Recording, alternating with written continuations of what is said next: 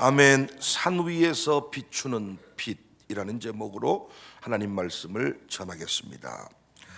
요한복음을 보면 예수님이 세상의 빛이다 이렇게 말씀을 합니다. 요한복음 1장 4절에 그 안에 생명이 있었으니 이 생명은 사람들의 빛이다. 문제는 이 빛을 사람들이 깨달았어요? 못 깨달았어요? 못 깨달았어요. 요한복음 1장 5절에 빛이 어둠에 빛이 돼 어둠이 깨닫지 못하더라. 그래서 필요한 것이 빛의 전달자입니다. 최초의 빛의 전달자가 세례 요한이죠. 세례 요한은 자신이 빛에 대해서 증언하러 온 사람임을 강조합니다. 요한복음 1장 7절에 그가 증언하러 왔으니 곧 빛에 대하여 증언하고 모든 사람이 자기로 말미암아 믿게 하려 함이다. 빛은 매개자가 필요합니다. 매개자가 없으면 빛은 우리 눈에 보이지 않습니다. 요한복음은 빛이 세상에 비추기 시작하는 두 줄기의 과정을 보여주는데 하나는 세례 요한을 통해서 퍼져가는 빛입니다. 또 하나는 예수님 자신을 통해서 퍼져가는 빛입니다. 요한복음에서 세례 요한은 애써, 특별히 이 요한복음의 저자 요한은 예수님을 통해서 퍼져가는 빛을 강조하고 있습니다. 그런데 마태복음에서, 오늘 본문 마태복음에서는 우리 예수님께서 제자들에게 너희가 세상의 빛이다 이렇게 말씀합니다. 14절 너희는 세상의 빛이라 산 위에 있는 동네가 숨겨지지 못할 것이다. 물론 그 앞부분에서는 소금이라고도 말씀했어요. 13절에 너희는 세상의 소금이니.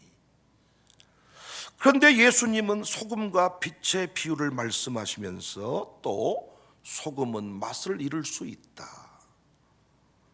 빛이 감춰질 수 있다, 이런 말씀도 하셨죠. 여러분과 제가 소금인데 맛을 잃어버리면 돼요, 안 돼요? 돼요, 안 돼요? 안 되죠. 소금이 맛을 잃어버렸다는 것은 무엇을 의미합니까? 맛을 잃어버렸다. 우리 안에도 맛을 잃어버린 자가 있을 거 아닙니까? 맛을 잃어버렸다는 게 뭡니까, 여러분? 우리는 보통 이 본문을 해석할 때 문맥의 흐름을 따르지 않고 상식 수준에서 해석할 때가 많다 그랬지요. 소금 대라, 맛을 잃어버리지 마라. 그러니까 소금은 부패를 방지한다, 가는 곳마다 타락을 막아내라, 부패하지 마라. 또는 소금은 맛을 낸다, 맛내는 성도가 되라. 이렇게 보통 해석을 하는데 전혀 본문의 문맥에 맞지 않는 해석이죠. 본문을 자세히 보시면 10절부터 12절까지 무슨 말씀을 하고 있습니까? 10절 의를 위하여 박해를 받은 자는 복이 있나니 천국이 그들의 것입니다. 나로 말미암아 너희를 욕하고 박해하고 거짓으로 너희를 거슬러 모든 악한 말을 할 때에는 너희에게 복이 있다. 기뻐하고 즐거워하라. 하늘에서 너희 상이 큽니다. 너희 전에 있던 선지자들도 이같이 박해하였느니라. 무엇에 관해서 말씀하고 있어요? 박해에 관해서, 고난받음에 관해서. 그리고 13절에 너희는 세상의 소금이니 라고 이야기하죠. 그러니까 소금과 박해가 연결되어 있습니다. 어떤 연결입니까? 구약시대에 소제를 드릴 때 제물에 무엇을 쳤어요? 소금을 쳤어요. 레위기서 2장 13절 내 모든 소제물에 소금을 치라. 내 하나님의 언약의 소금을 내 소제에 빼지 못할지니 내 모든 예물에 소금을 드릴지니라. 간을 잘 배게 해서 맛있게 먹으려고 그런 거예요? 이야, 성경에도 고기구워 먹을 때 소금 치라는 말이 나오는구나. 여기 이 소금을 치라는 이유가 뭡니까? 제물에 소금의 변함없는 특성을 말합니다. 그래서 변함없는 언약을 무슨 언약? 소금 언약. 아이, 눈치가 좀 있어가지고 무조건 오늘은 소금만 넣으면 돼요. 무슨 언약? 소금 언약. 민수기 18장 19절에 이스라엘 자손이 여호와께 거제로 드리는 모든 성물은 내가 영구한 몫의 음식으로 너와 내 자녀에게 주노니 이는 여호와 앞에 너와 내 후손에게 영원한 소금 언약이니라. 재물에 왜 소금을 친다고요? 변함없는 특성 때문에. 그러니까 예수님이 제자들에게 박해에 관하여 핍박에 관하여 말씀하시다가 소금 대라 맛을 잊어버리지 말라 라고 말씀하시는 것은 어떤 의미이겠어요? 어떤 박해 속에서도 어떤 핍박 속에서도 뭐하지 말라, 흔들리지 말라. 중요한 말씀입니다. 여러분과 제가 고난을 만나보니까 어때요? 고난을 만나보니까, 어려움을 만나보니까 십자가를 좀 무거운 놈 안겨주니까 흔들려 버리죠? 편안한 길, 좋은 길, 아스팔트 길을 걸어갈 때에는 할렐루야 찬송인데 광야길에 접어드니까 어떻게 바뀌었어요? 원망하고 불평했지요. 교회가 막 잘 나갈 때는 목사님 어쩜 그렇게 판단이 탁월하십니까? 역시 우리 당에는 탁월합니다, 이런 말 하다가 아니 열심을 다해 귀신 쫓아내고 마게도냐로 유럽으로 가서 복음을 전했는데 이 바울이 감옥에 들어갔어. 그때 함께 동행했던 신라도 감옥에 들어갔어. 이때 하는 말이 뭐라고요? 뭐라 그럽디까? 처음부터 오면 안 된다고 안 합디까? 처음에는 뭐라고 말했다고요? 왔다 길이 상당히 좋네요. 목사님과 동행하는 길이 참 좋네요. 목사님은 영역이 있으시네요. 그랬다가 지원하는 대로 안 되니까 뭐라고 말해요? 뭐라 그럽디까? 여기서 필요한 게 뭐예요? 이 인간한테 소금을 뿌려야 돼. 할렐루야. 뭐 해야 된다고요? 소금을 뿌려야 된다고요. 장로님 소금 좀 먹으세요. 집사님 소금 좀 먹으세요. 소금 대라 맛을 잃어버리지 말라는 것은 어떤 상황에도, 잘 나갈 때에도, 내 생각대로 안 될 때에도 흔들리지 말라는 거예요. 우리 교회가 맛을 잊어버리지 않기를 바랍니다. 끝까지 흔들리지 않기를 바랍니다. 그런 의미에서 우리 믿음의 선진들은 다 소금의 맛을 잃어버린 자들이에요? 안 잃어버린 자들이에요? 안 잃어버린 자들이에요. 끝까지 그들은 신자의 길을 걸어갔습니다. 부활의 아침에 한번 결단하시자고요. 내가 어떤 상황에도 요동치지 않겠습니다. 할렐루야. 맛을 잊어버리지 맙시다. 그래서 교회는 고난 중에도 흔들리지 않는 법을 가르쳐야 돼요. 교회는 고난 중에 기도하는 법을, 기쁨 중에 찬송하는 법을 가르쳐야 돼요. 광야길을 걸어갈 때는요, 따져 묻는 시간이 아니라 찬송하고 기도하는 시간인 줄로 믿습니다. 광야길을 지날 때 찬송하고 기도하는 인생은 다 살아남았지만은, 광야에서만 피는 꽃을 들고 나왔지만은 광야에서 원망했던 인생은 다 죽었습니다. 광야에서만 피는 꽃이 있어요. 돈으로 살 수 없는 꽃이에요. 그 꽃은 향기가 진동해요. 천하만민을 살리는 향기예요. 광야가 하나님의 계획 속에 있어요. 아무리 바울이 잘 길을 걸어갔어도 감옥에 들어갔다니까요. 귀신 쫓아내고 성령이 환상 중에 마게도냐로 오라 그래서 갔는데 감옥에 들어갔다니까요. 그때 따져 묻지 않았습니다. 감옥에서 뭐 했습니까? 찬송하고 기도했습니다. 그랬더니 향기 진동한 꽃을 들고 나왔습니다. 맛을 잃어버리지 않기를. 아멘. 크게 하세요. 주님의 이름으로 축복합니다. 그렇다면 빛을 잃어버린다는 말은 무엇을 의미할까요? 세상의 빛인데 빛을 잃어버렸다. 저는 부활주일 아침에 오늘 이 말씀을 가슴에 좀 깊이 새기고 싶어요. 흰한복 입고 오신 분도 계셔. 부활주일은 흰한복을 입고 빛 대신 주님을, 부활의 산 소망 대신 주님을 찬송하거든요. 전 요즘에 부활주일 연합예배가 오후 3시에 드리는 거 불만이 많은 사람이에요.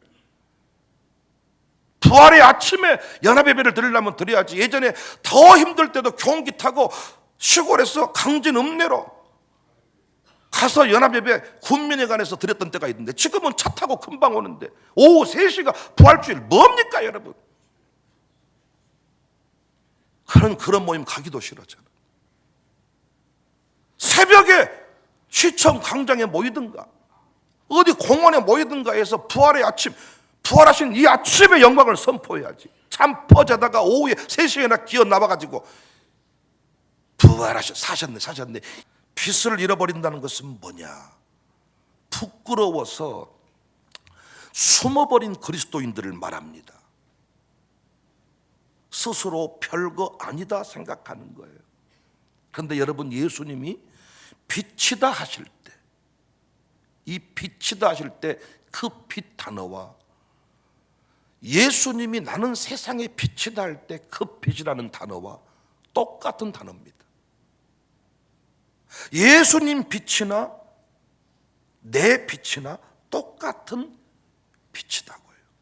그러니까 여러분과 제가 스스로 생각할 때 나 같은 것이 내가 무엇을 이라고 생각할지 모르겠지만은 예수님과 같은 빛이다고요. 그래서 교회는 말 아래 두면 안 돼. 교회는 등경 위에 두어야 돼. 옛날에 촉고지불을 켤 때 그 빛을 아래에 두면 안 된다고요. 책상 위에, 등경 위에 둘 때 온 방을 다 비춘단 말이에요. 15절, 사람들이 등불을 켜서 말 아래에 두지 아니하고 등경 위에 두나니 이러므로 집안 모든 사람에게 비치느니라. 16절 이어집니다. 이같이 너희 빛이 사람 앞에 비치게 해서 사람 앞에 비치게 하라잖아요. 그들로 너희 착한 행실을 보고 하늘에 계신 너희 아버지께 영광을 돌리게 하라. 여기서 또 착한 행실과 빛이 동의어입니다. 너희 빛이 착한 행실, 동의어라고요. 빛과 동의어가 착한 행실. 여기 착한 행실은 뭐냐? 도덕적인 윤리를 넘어선 다른 사람에게 칭찬받을 만한 행동의 포괄적인 의미, 궁극적으로는 예수님 닮은 삶을 말합니다. 사랑하는 여러분, 만약에 선교사들이 자신의 나라에만 머물렀다면 양림동의 아침이, 광주의 아침이 왔겠습니까? 너 조선 땅에 가서 빛을 비춰라 할 때, 아이고 나 같은 찌질한 인간이, 아이고 나 같은 인생이 우리 집구석도 구원 못 시켰는데 어디 조선 땅에 빛이 되겠습니까? 아이고, 이랬다면 하나님의 위대한 역사가 확장이 됐겠냐고요. 저 오늘 중요한 설교하는 거예요. 말 아래 두지 않았지요. 그 나라에만 두지 않았지요. 그 동네에만 두지 않았지요. 교회적으로 이를테면 어떤 분이 나 조선 땅에 선교사라고 하겠습니다 할 때 까불지 마세요. 조선 땅이 보통 땅인 줄 아십니까? 당신 가면 죽어. 이렇게 말한 게 아니겠지요. 축복해 준 거지요. 도와준 거지요. 기꺼이 보내는 선교사를 자처한 거지요. 그래서 그들이 이 땅에 왔지요. 오니까 어땠어요? 찬란한 생명의 역사가 가는 곳마다 일어났지요. 저는 우리 교회가 아직도 이 빛의 의식이 약하다고 생각해요. 스스로 나 하나쯤이야. 내가 양육사 하기도 버거운 사람인데 무슨 내가 밖에 나가서 교계 연합활동을 하고 내가 무슨 지도자 역할을 감당하고, 아이고 목사님 나는 교회에서 집사나 할랍니다. 좋은 말 같지만 아직도 빛을 말 아래에 두겠다는 의식을 가지고 있다고요. 나는 가정교회 양육사들이 어떤 의식을 가져야 되느냐? 내 가정교회 식구들을 빛으로 인정하는 거야. 그리고 그 가정교회 식구들 한 사람 한 사람을 등경 위에, 산 위에 세우는 겁니다. 아이고 집사님 가만히 계세요. 까불지 마세요. 집사님 아무나 그 자리에 가는 거 아니요. 잘못된 생각이다고요. 너희는 세상의 빛이다 할 때 그 빛의 의미가 예수님이 세상의 빛이다 할 때 똑같은 빛이다니까요.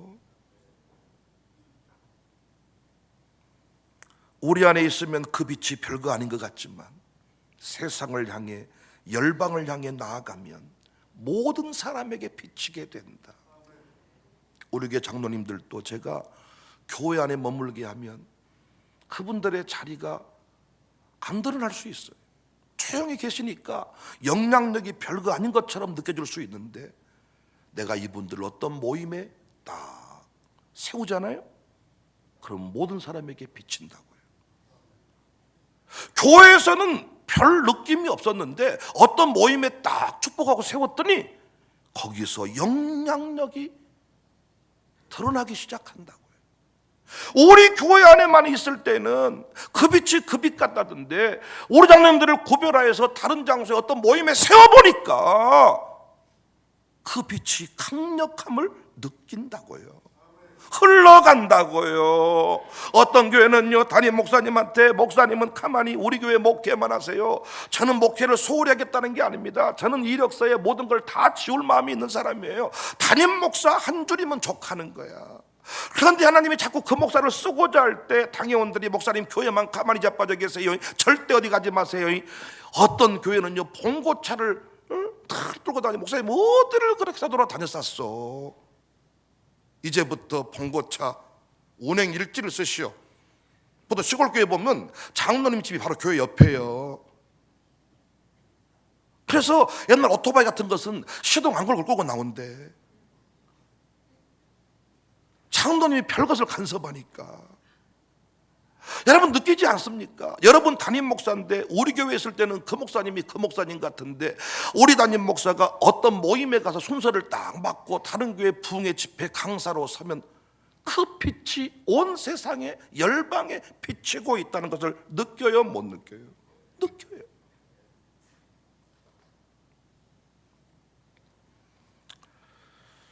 기회가 되는 대로 우리 목사님을 어디에 세워야 돼요? 산 위에 세워야 돼요. 등경 위에 두어야 돼요. 하나님이 쓰고자 하지 아니하는데 등경 위에 올라간 분들 불이 꺼져버리겠지만, 기회가 와서 장로 세미나에 와서 설교 좀 하세요. 우리 교회 부흥회 좀 해주세요. 목사님 교회가 일을 좀 맡아주세요. 그때가 뭐 하는 때라고요? 등경 위에 빛을 두는 때라고요. 장로님 좀 우리 모임에 보내주세요 할 때가 어떤 때라고요? 등경 위에 빛을 둘 때라고요. 샬롬 스쿨은 어떤가요? 양림동 기도회, 우리 교회에 있을 때는 이놈들이 졸고 자빠지고 아주 까불고 우리 양이 안 차고 별것이 아닌 것 같지만, 양림동 기도회라고 하는 나라사랑 기도 포럼 기도회라고 하는 그런 장소에 우리 아이들을 딱 데려다 놓으면 우리 아이들의 빛이 강력해요, 안 강력해요? 강력해요. 아니, 어떤 교인들이, 어떤 장로님들이 축도할 때 이제는 예수 그리스도와 할 때 아멘 합니까? 그래도 어제도 우리 아이들이 이제는 예수 그리스도의 은혜와 아멘, 하나님의 사랑하심과 아멘 끝나고 나서 같이 그 모임에 결산을 하는데 샬롬 속글 아이들 봤냐는 거야. 그 아이들 정확한 타이밍에 아멘하는 거 봤냐는 거야. 선생님이 옆구리 찔러서 아멘하는 줄 아나 봐. 성령이 그들을 쓰고 있다는 사실을 아직도 모르니까. 그래서 아이들이 어떤 모임에 오면 얘들이 떠들고 장난치니까 좀 얘들 나가 놀아라, 행사에 방해된다, 이렇게 말할 때가 많은데, 우리 아이들을 양림동산에 어떤 모임에 딱 세워놓으면 그 빛이 모든 사람에게 비춰지고 있다는 것을 느끼지 않냔 말이에요. 그래서 깨어있는 부모는 그런 자리가 있으면 절대 빠지지 않고 아이들을 데리고 그 등경 위에 내 아들 딸들을 세우는 것입니다. 강남에 있는 사람들 못 들어봤습니까? 발표회 한번 내 아들 딸 세우려고 돈을 5천만 원을 주고 2천만 원을 주고 그 어떤 연극의 메인 배우로 세우려고 내 아이를 무대에, 중앙 무대에, 세계적인 무대에 세워놓는 것이 부모의 사명이라고 믿는 겁니다. 그래 본들, 그건 그 동네의 빛이야. 그러나 주님이 하나님 나라 확장을 위하여 너는 세상의 빛이다, 말 안에 두지 마라, 등경 위에 둬라, 산 위에 세워라 할 때 어찌 부모님들이 새벽에 잠을 주무신다고 그 자리에 나오는 걸 소홀히 하냐고요. 난 어제도 산에서 이기루 집사를 만났는데 나 이런 말 했네요. 집사님, 양육사 잘 만나서 이런 산에도 오셨네요. 맞습니다, 맞습니다. 평생 양림동산 못 올 뻔했습니다. 박상은 집사 부부도 사무엘이랑 함께 왔더라고요. 우리 교회에서 있는 듯 없는 듯 하는 사람 아닙니까? 그런데 양림동산에서 만났더니 정말 그날 아침에 양림동산 특별 기도회에 박상은과 그 가족은 다른 영향력과 다른 빛, 다른 광채가 흘러나오는 것을 느낍니다. 말 아래 둬버리면 빛이 아니지만 등경 위에 두니까 어때요? 빛이 온 집안을 비추느니라. 산 위에 두니까 온 마을을 비추느니라. 난 양육사들이 교만하면 안 된다고 생각해. 양육사가 할 일은 가정교회 식구 한 사람 한 사람 빛으로 인정하는 거예요. 교회가 어떤 행사를 할 때 집사님이 이번 행사에 나오셔야 이번 행사가 빛이 날 것 같습니다. 그래서 그 자리에 세워주는 거예요.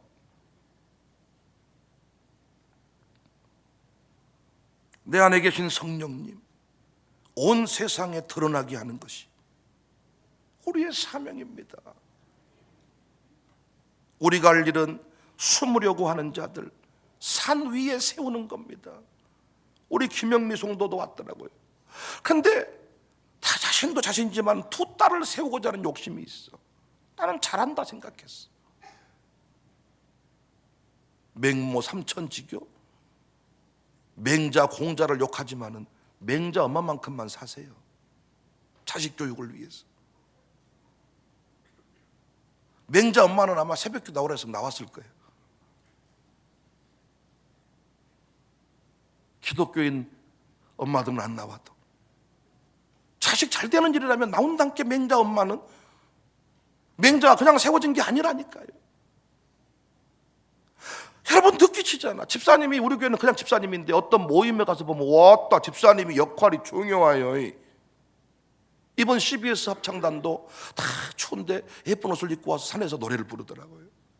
결정원 장로라고 동명교회 장로인데 그 부인이 CBS 단장을 맡았대.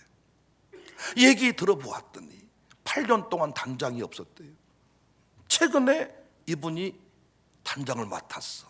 첫 행사가 양림동산 위에 기도회 특송하는 거예요. 놀라운 건 뭔 줄 아세요? 별거 아닌데 8년 동안 멈췄으니까 얼마나 실력이 탁월하겠습니까? 그런데 그 자리에 세워놓으니까 아니 그 새벽에 그 예쁜 옷 입고 아무나 그 산에 안 올라오거든. 올라왔더니 빛이 돼버려. 빛이. 이야, 진짜 저 인간 탁월한 인간이다. 그때부터 길종원 장로 가정이 빛이 나더라고요. 그때부터 제가 그 순간부터 길종원 장로라는 사람에 대해서 다른 마음을 품게 됐어요. 아주 하이클래스 사람이거든요. 고급차 타고 항상 양복을 받고 있고 대단한 사람이에요. 오늘 그런 사람 좀 싫어하잖아요. 상처가 있어가지고 밥맛이네 뭐 이런. 어제 보니까 밤맛 아니더라고. 빛이 나더라고.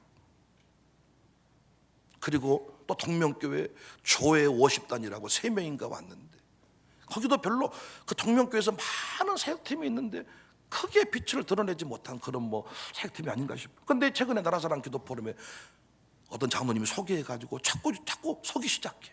놀란 건 뭔 줄 아세요? 동네 무대에서 뛸 때는 동네 무대 수준만 필요한데요, 국제 무대에 나가니까 국제 무대 사람이 되더라고요. 주로 놀란 것은 청사교회에서 설교하면 청사교회 수준의 설교가 나오는데요, 국제 무대에 올라가면 국제 무대에 맞게 하나님이 나를 쓰시더라는 거야. 많은 분들이 하는 얘기가 왔다 목사님 어째 이렇게 설교를 잘하십니까? 똑같은 사람이지만은 등경 위에 세우니까 그 빛이 그 나라와 그 민족 열방을 비추더라. 빛은 매개체가 필요합니다. 광주 청사교회가 시대의 빛인데 사람들은 알지 못합니다. 청사교회가 시대의 대안입니다 말하면 또 교만한 소리하고 자빠져 있네. 백목사 저 새끼는 아주 하여튼 훅가시가 심해. 아주 지교회가 대안이란다. 그런데 주님 뭐라고 말해? 세상의 빛이라잖아요.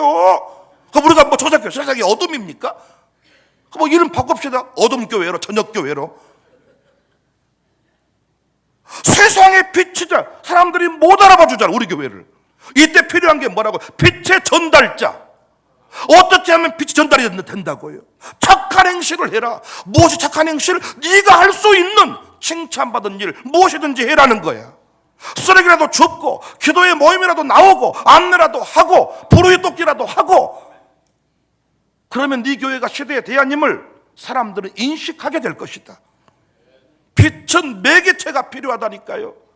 예수님이 빛이고 생명인데 사람들이 어둠이 알지 못했다니까요. 세례 요한이 예수님 자신을 통하여 그 빛이 전달이 됐다니까요. 청사교회가 빛임을 믿습니까? 청사교회가 시대의 빛임을 믿습니까? 부활의 주님이 역사하신 교회임을 믿습니까? 그런데 사람들이 우리 교회를 몰라준다고요. 이때 할 일이 뭐라고요? 우리가 일어나서 빛을 비춰야 된다고요. 왜 아멘이 그렇게 속으로 들어가시나요? 빛의 전달자. 우리 주일학생도 빛이라니까. 주일학생도 장로님만 빛이 아니라 주일학생도 빛이야. 이 아이들도 뭐 해야 된다고요? 세워야 된다고. 우리가 주일 예배 때 우리 아이들 헌금토성에 얼마나 은혜를 받습니까? 단순히 예뻐서가 아니라 진짜 은혜가 되잖아요. 많은 분들이 우리 교회 와가지고 애들 예배 드리는 모습을 보면서 조사한대, 검사해본대, 시켜서 일당 받고 선거운동하는 놈들이 아닌가. 그래서 물어본대. 너 진짜 은혜 받냐? 진짜 너 새벽에 힘들지 않냐? 내가 누구 자꾸 물어보라 그래서 다 설교노트 보고 더 감동받았대. 이 애들이 진짜 다 써버린다는 거야. 은혜 받는다. 토절랑 가서 졸았다는 거야. 졸았는데 애라서 쓰는데 설교노트를 써본다는 거야. 놀래버렸다는 거야. 이 애들을 빛으로, 그냥 애가 뭘 아느냐, 무엇이 내 아들 딸을 세우는 자리냔 말이야. 다 유모차 끌고 안 올라오는데 애 안고 올라오는 애들, 왜? 거기 엘리베이터가 없거든요. 누군가가 애를 안고 들쳐오고 왔다면 그놈은 그 아침에 그놈이 빛이야. 모든 포커스는 그에게 맞춰줄 거야. 이걸 몰라 사람들이. 다 새벽기도 안 합니다. 새벽기도하는 장모님 한 사람만 모임에 갖다 놓잖아요. 그 장모님이 빛입니다. 나는 청년들이 산에 아무도 안 올라왔어. 너무 화가 났어. 앞으로 청년 지원은 당분간 6개월 동안 없어. 내가 니들 밥을 사면 목사 아니다. 밥 안 산다. 한 목사도 실망했어. 앞으로 모든 식비 지원 안 해. 이번 주부터 식비 지원 20만 원씩 안 한다. 작년 수준으로 내가 밥을 너희들을 대우하는데 작년 밥값이랑 별 차이가 없거든요. 지원 안 해. 2명인가 왔어. 동현인가 하고 우리 승민이 하고 또 몇 사람 왔으면 뭐 그 와서 온 거니까 뭐 내 이름 몰라. 내 도장을 찍어야지 나보고. 여러분 제 말 이해하시겠냐고. 말 안에 두면 안 된다는 거예요, 교회는. 그런데 우리가 드러내고 싶어도 때가 되면 안 드러나. 그런데 계속 청사교회